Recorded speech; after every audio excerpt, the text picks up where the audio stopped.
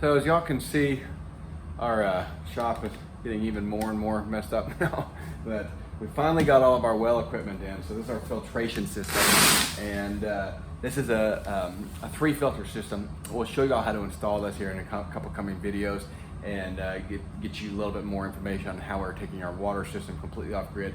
And then we'll do one final video once we get everything set up on kind of an overview of our system. So if you just want to, if you understand the general mechanical concepts and you just want to see how we put all of ours together to provide filtration, we'll go over all this in detail in our general setup. But that'll be a little ways down the road because I got to get the well house built and everything like that. So we're still a bit from that one. But what I wanted to, actually here, let me reposition. I'm going to sit.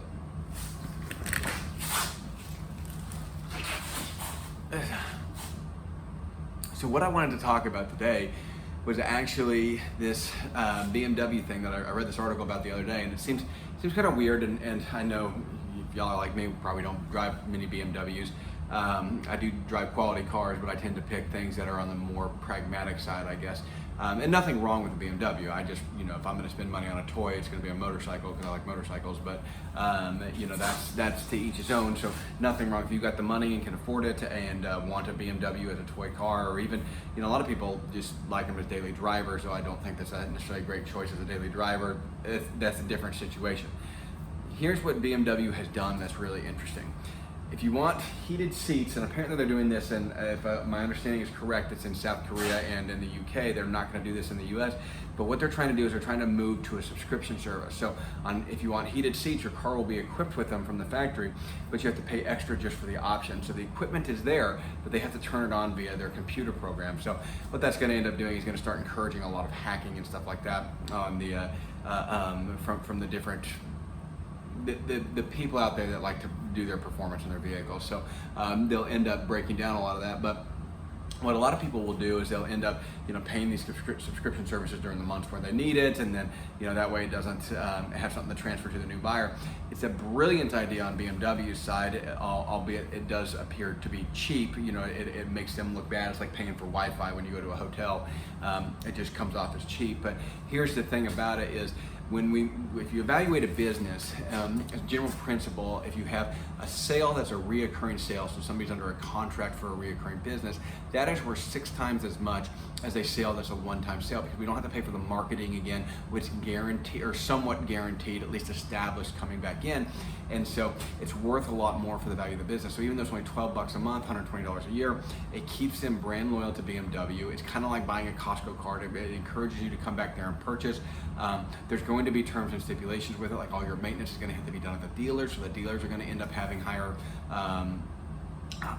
incomes from the maintenance done with them. And so it's a very, very intelligent thing that they're doing. But the question is why are they doing this now? Is it just circumstantial and coincidental that this kind of new idea is coming about with new technology, or are they preparing for a decline in sales and trying to increase and maintain or increase their profits for their shareholders by adding additional services? What they've talked about, what they said in this article, and I'll post it down below so y'all can go read it, is that the U.S. market, they're not going to be doing this in because they don't feel like the U.S. market supports that. But what they are going to do is they're going to add it, add the U.S. market, they're going to add things like heated steering wheels and stuff like that. And so you'll have this list of options that you can pay for. Your car is already equipped for it, but it's going to be a list of options that you can pay for. Now, again, there's going to be, guys on my end of things that, we make a decent income, but we're certainly not well off or wealthy, I should say, and middle class, right? The majority of probably people watching this channel, and a lot of those people, especially guys on the middle to lower end of that middle class, are going to take those vehicles. We're going to buy them on the used markets, and we're going to have the work done on the computer program to try to get around that. So there will be workarounds on that stuff, but there might be legal issues with that, so you got to be careful with it. But there certainly will be workarounds on it, and those will start hitting the market very, very hard. And it's going to be interesting to see. But the upper middle class and more affluent class, they're going to increase their revenue holdings on them because they're going to have a constant source coming in monthly from them. They're going to increase their dealership because, again, it's going to be in their contracts that you have to have maintenance done at the dealerships. So it's going to definitely probably, it's going to most likely affect their bottom line and actually probably drive up some sales, even though they may lose some sales from some people that get turned off on that. As a general rule, BMWs, Mercedes, stuff like that, they're bought more as a status symbol. Mercedes used to be far more reliable than what they are today. Even though I worked in the auto industry, guys, I worked in manufacturing for them. Mercedes still has great quality control. I never did BMW, so I don't know anything about that from that perspective, anyways. But Mercedes does have great quality control, so they still are a very quality brand, but they're not the reliable brand that they used to be. And so you change the class of people that get it. It used to be that people that bought Mercedes were a middle income, but higher end of the middle income, and they bought vehicles for longevity. They were the type of people that bought a vehicle and kept it for 10 or 15 years, and then they would change up their cars later on. Now it has changed. Mercedes and BMW have become more of a status symbol on certain things, or a lot of people view them as a status symbol. And I say that very carefully because I have a friend of mine that he drives BMWs and he likes BMWs. He's a financial advisor, but he's actually not a working financial advisor. He was in the Army with me, and he bought a BMW for cash. He did it because he just liked the BMW. And so those don't. I'm not lumping everybody in as like trying to have a status symbol, and not certainly not saying that. There are people that just like the vehicles, and that's perfectly okay. But I'm saying as a general rule, these are kind of how they're looked at in America today, anyways. And so what I think is going to end up happening with this is that they're going to have, again, those higher end customers that are buying them new from the dealers will probably pay for those services, because to a lot of those people, $50, $100 a month is not really that big of a deal on their balance sheet.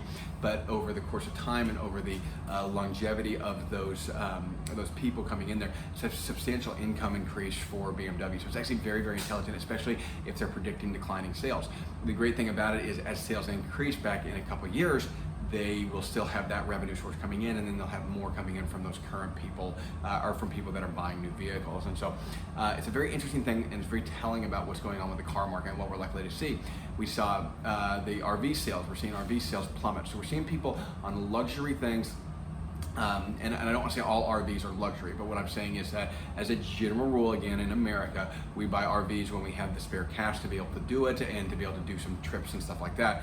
RVs are, as a general rule, not a necessity. There are exceptions to that. People live in them. Some people have to have them for work because they're traveling all the time. So there are exceptions to that. But as a general rule, they're considered more of a luxury item. Same with the BMW, same with the Mercedes, stuff like that. And so it's very telling that they're seeing either a current decline in sales, or they're predicting a decline in sales to be adding this in. Again, now it could be just a way for them to say, hey, we're going to grab some more money on the market, but I think it's too coincidental. I don't necessarily like to believe in coincidences on stuff like this. I tend to think that there's something deeper going on with it, but the bottom line is that we're going to continue seeing this. I'll post the article about RV sales. We're starting to see those plummet as well, and that's very interesting because I was reading this morning from somebody, and when one of the comments, and they said they bought an RV in 2019. They paid, I'm just going to throw out numbers. It was about $55,000 for this RV. They bought it for like $36,000. In 2021, that same RV jumped up in price to $56,000. Today, they looked at the price again they just sold it, and when they sold it, they were actually only able to sell it for about $33,000. So they lost about $3,000 on the sale, which is perfectly fine. They got 2 years worth of use out of it. But had they sold it in 2021, they weren't able to because they were living in it while they were building. But had they sold it in 2021, they actually would have made about $20,000, right? So we're starting to see the price of those come back down to pre-COVID numbers. It'll be interesting to see, because I think we're going to see them drop even further. Especially as the interest rates rise, because even though interest rates don't directly affect loans, they do indirectly affect all loans. And so as the interest rates increase, we will probably continue to see more decreases and stuff like that in those luxury spending, because a lot of those luxury spending are still purchased under the auspices of how much down, how much per month. Even they're sold to higher income people, but they're generally not sold for cash. If anybody has the numbers on that, it'd be really interesting to see what BMW, what Mercedes, how much of them sell for cash.